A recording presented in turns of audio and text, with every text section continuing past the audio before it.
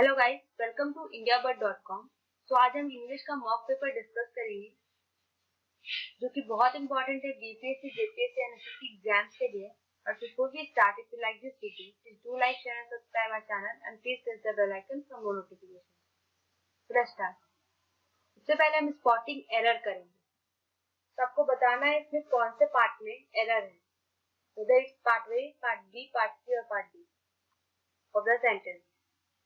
So the question is, which dress is best of the two that I have shown you? So the correct option will be part A, क्योंकि यहाँ पर best use हुआ है जो कि good का superlative form है, but comparison जो है वो दो चीजों के बीच हो रहा है। सो we'll use comparative degree here. So instead of best, we'll use better. So the error lies in part A of the sentence. The next question is, David and me are like brothers but from different mothers. So error किस part में है? David and me are में, या फिर like brother but, या फिर from different mothers, या फिर no error? So इसमें error me, David and me में है, क्योंकि David and me both are subject over here, but me जो है वो I का objective form है. So instead of me, we'll use I. So the correct answer will be option A. Now the next question is, we shall go out if it doesn't rain. इसमें किस part में error है? We shall में, या फिर go out में, या फिर it doesn't rain में, या no error है? यहाँ पे गलती part C of the sentence में है, क्योंकि यहाँ पे does यूज हुआ है जो कि do का सिंगुलर फॉर्म है। सो सिंगुलर फॉर्म के साथ हमेशा सिंगुलर फॉर्म ही यूज होगा, बट रेन जो है वो प्लूरल फॉर्म है। सो यहाँ पे instead of rain we'll use rain. The next question is, the tulu, an ornamental plant, does not reproduce naturally, and so it is bred and sold by specialized horticultural companies. So यहाँ पे error किस part में है? A, B, C और D में। So यहाँ पे error part B में है, क्योंकि अगेन यहाँ पे डज यूज हुआ है जो कि डू का सिंगुलर फॉर्म है, एंड इसके साथ रिप्रोड्यूसेस यूज नहीं होगा क्योंकि ये रिप्रोड्यूस का प्लूरल फॉर्म है। So instead of reproduces, we'll use reproduce. S use नहीं होगा. So the correct option will be option B. Now, next question is, it seemed quite certain for me that someday or other my sister would offer the position to me. So इसमें error किस part में? A, B, C और D. So here error lies in part A of the sentence. क्योंकि यहाँ पे certain के साथ for use नहीं होगा, certain के साथ हमेशा to यूज होता है। तो correct option will be part A. Now कुछ sentence improvement देखेंगे। So the first question is, the cloud of misfortune appears to have blown out. So blown out के जगह पे क्या यूज होगा? Over, up, away and no improvement. So the correct option will be blown over, क्योंकि यहाँ पे cloud use हुआ है। तो क्लाउड हमेशा ब्लोन ओवर के साथ यूज होगा, कि ब्लोन ओवर का मतलब होता है उड़ना। Now the next question is, the college is running a computer course since 2007. तो इस रनिंग के जगह पे क्या यूज होगा? Has been running, being running, was running या no improvement? So इसका करेक्ट आंसर है has been running, because ये प्रेजेंट परफेक्ट कॉन्टिन्यूअस टेंस है। ये कोर्स 2007 से चलते आ रहा है अभी तक। So here present perfect tense of this present perfect continuous tense will be used. So correct option is A. The college has been running a computer course since 2007. Next is, our countries have eradicated this disease 10 years ago. So have eradicated के जगह पे क्या use होगा? Eradicated, had eradicated, did eradicated and no improvement. So the correct option will be eradicated. ये simple past tense का sentence है. So the correct answer will be, other countries eradicated this disease 10 years ago. Next is, the old man felled some trees in the garden with hardly no effort at all. So hardly no effort की जगह क्या use होगा? Hard effort, hardly any effort, hardly any effort and no improvement. So the correct option is hardly any effort because यहाँ पे hardly already negative sense देता है, तो उसके साथ no use नहीं करते हैं. So the correct option is hardly any effort. Next is the speaker of Lok Sabha broke away the meeting as it turned violent. So broke away की जगह क्या यूज होगा? Broke up, broke off, broke through and no improvement. So the correct option is broke up. Broke up यानी बीच में छोड़ देना, रोक देना किसी चीज को. ना कुछ synonyms देखेंगे. So word is contemplate. So इसमें आपको बताना है कि similar meaning of the word कौन सा है. तो अभी हम सभी के मतलब जानते हैं. तो कंटेम्पलेट का मतलब होता है सोचना, पॉन्डर करना किसी चीज के बारे में. तो मेडिएट मतलब सोचना, एंग्जियस मतलब किसी चीज को लेकर चिंता करना, सर्ज यानी किसी चीज में बेहतर प्रदर्शन करना या बढ़ना किसी चीज का, एंड इंटरवीन मतलब दखल देना. सो the correct option is option A, mediate. Next word is impediment. Impediment का मतलब होता है बाधा डालना किसी चीज में, किसी कार्य में. Now the meaning of other words are rendezvous. Rendezvous मतलब होता है मीटिंग पॉइंट जहाँ पे सभी लोग मिलते हैं या फिर कोई हैंग आउट प्लेस. डिपार्ट मतलब होता है निकलना, किसी जगह से को छोड़ना. ऑब्स्ट्रक्शन मतलब होता है बाधा या हर्डल, एंड टैक्टिक मतलब होता है कम बोलने वाला. So the correct option is obstruction. Next word is loquacious. So loquacious का मतलब होता है बातूनी, बहुत बोलने वाला, garrulous person. Now the meaning of other words are vivacious. Vivacious मतलब होता है जिंदा दिल आदमी, one who lives his life to its fullest. Concise मतलब होता है laconic या फिर संक्षेप. आर्टिकुलेट मतलब होता है स्पष्ट रूप से क्लियरली किसी चीज को व्यक्त करना, एंड टॉकेटिव मतलब जो बहुत बात करे. सो the correct option is talkative. Next word is magnanimous. Magnanimous मतलब होता है काइंड हार्टेड पर्सन, जो बहुत दयालु आदमी है. The meaning of other words are altercations. Altercations मतलब होता है तकरार या झगड़ा. एडेप्ट मतलब होता है प्रोफिशिएंट, निपुण किसी चीज में. जेनरस मतलब बहुत दयालु आदमी, एंड ऑरेटर मतलब वक्ता, जो बहुत अच्छा बोलने वाला व्यक्ति है. So the correct answer is generous. Next word is altruistic.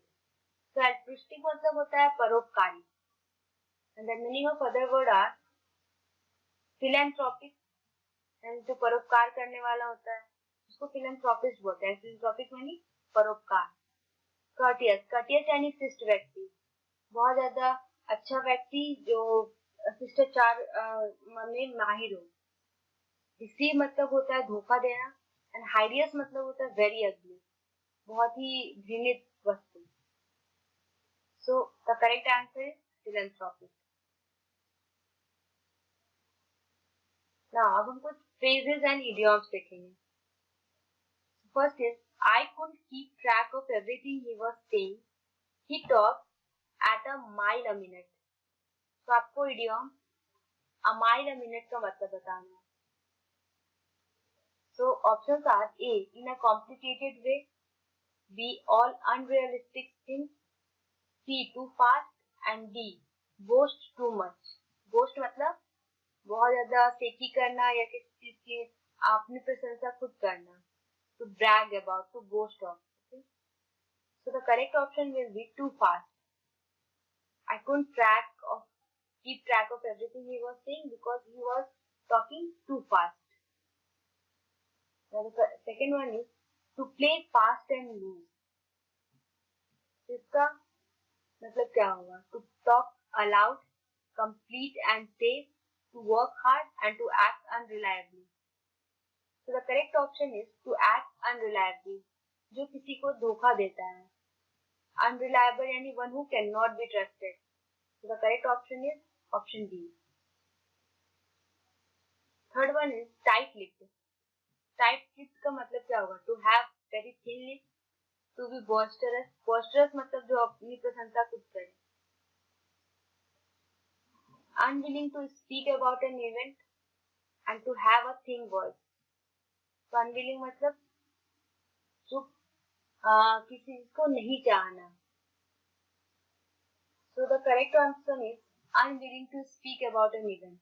Tight lipid जो बहुत कम बोलता है या फिर किसी चीज के बारे में बोलने की इच्छा नहीं रखता है.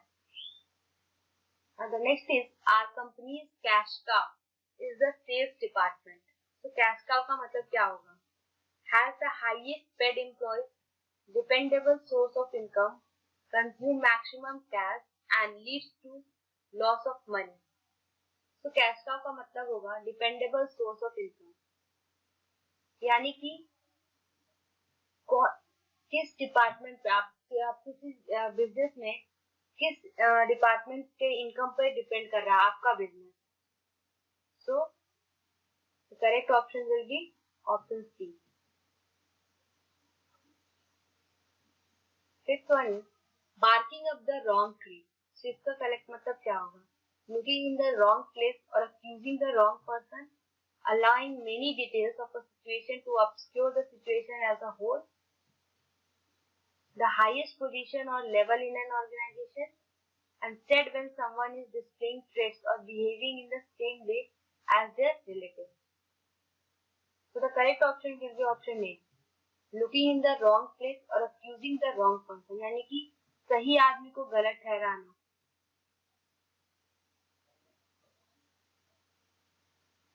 Now हम कुछ one word substitution देखेंगे. First is spread negative information about someone. इसे आप एक सिंगल वर्ड में क्या कहेंगे? vilify, vociferous, vituperative and winsome. So the correct option is vilify.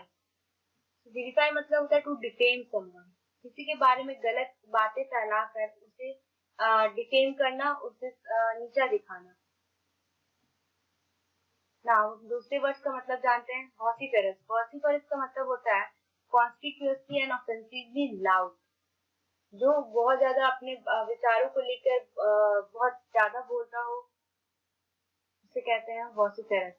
vituperative. vituperative मतलब होता है an abusive language, जो गलत भाषा का प्रयोग करता हो. winsome. winsome मतलब होता है charming, in a childlike. Next is a person involved in a war. इसे क्या कहते हैं? बर्जियोस, बार्क, बिल या बेलिगरेंट. तो the correct option is belligerent. Belligerent मतलब युद्धरत, यानी कि a person involve in a war. Belligerent का दूसरा मतलब इल टेम्पर्ड भी होता है, या क्वारसम, जिसका मतलब होता है झगड़ालू. ना अब हम कुछ दूसरे वर्ड्स का मतलब देखेंगे. तो बर्जियोस मतलब होता है a person belonging to middle class आदमी. बार्क मतलब होता है टू हेजिटेट, यानी हिचकिचाना किसी चीज को लेके. बिल्क होता है एक चीट. एंड बेलिगरेंट का मतलब है युद्धरत, यानी कि a person involve in a war. Next is mean interest और इंथुजियाज्म. तो क्या कहेंगे? अविड, सोपोरिफिक, लैस्टिट्यूड एंड लेथार्जी. यहाँ पे इसका मतलब होगा एविडिटी. एविडिटी मतलब होता है to have eagerness about something, किसी चीज को लेके बहुत ज्यादा उत्साही होना, किसी चीज के लेके बहुत ज्यादा पैशन होना. सो इसका सही मतलब है एविडिटी. ना सोपोरिफिक का मतलब, अब हम अदर दूसरे वर्ड का मतलब देखते हैं. सोपोरिफिक का मतलब होता है टेंडिंग टू इंड्यूस ड्राउजीनेस और स्लीप.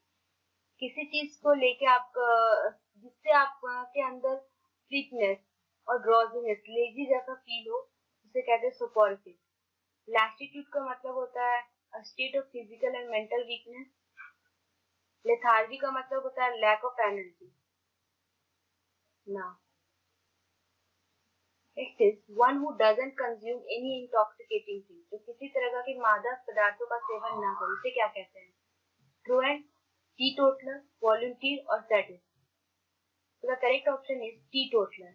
जो किसी तरह के मादक पदार्थों का सेवन ना करे उसे टीटोटलर कहते हैं। ना हम दूसरे वर्ड का मतलब देखेंगे।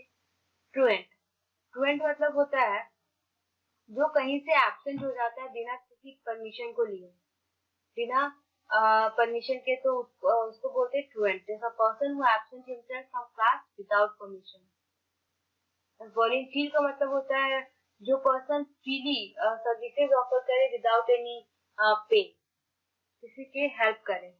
सैडिस्ट मतलब होता है जो किसी के दुख में अपना खुशी देखे, उसे कहते हैं sadist person. Someone who gains pleasure in inflicting pains to other, जो किसी को दुख देने में उसे खुशी मिले। Now next is a person who has no money to pay off his debt, जिसके पास अपने कर्जे चुकाने के लिए पैसा नहीं बचे, उसे क्या कहेंगे? पॉपर, रिच, अफ्लुएंट और wealthy. So the correct option is pauper. Pauper मतलब होता है insolvent person, जिसके पास अपने कर्जे चुकाने के लिए पैसे नहीं बचे हो। ना rich, affluent and wealthy, इन तीनों का मतलब होता है धनी आदमी। So that's all for now. Thanks for watching, and you can also follow us on Facebook, Twitter, Instagram and Telegram. Thank you.